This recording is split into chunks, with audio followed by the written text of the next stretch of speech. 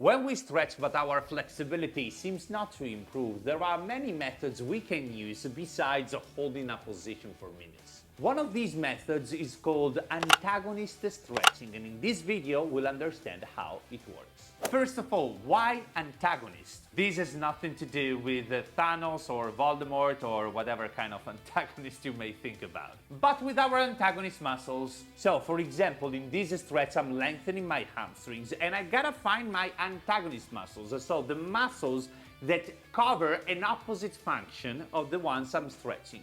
So, hamstrings here, they extend the hip, they bring the hip down.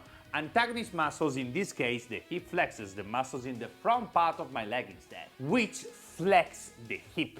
There is a scientific reason why this kind of methodology works. It all has to do with how our body works. Yes, because when we move, the forces acting on our joints gotta be balanced. Let me explain, okay? So if I want to climb the stairs or mount on a box, I gotta engage my muscles, right? In this case, I'm contracting my hip flexors to bring my leg up. To perform this motion though, I gotta relax the opposite muscles. Otherwise, if I contracted all of the muscles acting on the hip, I couldn't move my hip at all because they wouldn't allow my hip to move. So a part of the hip contracts when a part of the hip relaxes.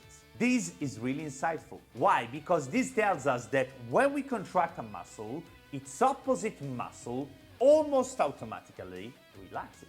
If I contract my hip flexors here, the antagonists of the one I'm stretching, so the hamstrings, this contraction is an antagonist contraction and automatically relaxes my hamstrings. This works with many body parts. For example, here I'm stretching my chest and I can squeeze its antagonist muscles, so the muscles behind my back, to create an antagonist contraction, and during and after it I can get into a more intense stretch. Advanced stretching positions work too. We just gotta find the muscle we stretch and contract its opposite muscle or muscles. Squeeze it for 10 to 20 seconds, and after it, get deeper into the stretch. What are you waiting for? Try it yourself and see how it works. If you like flexibility training and science, you can join my online stretching school.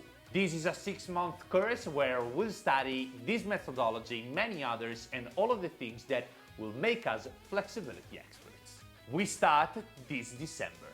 Join it now and see you in class. Hope this helps. Have a nice stretch.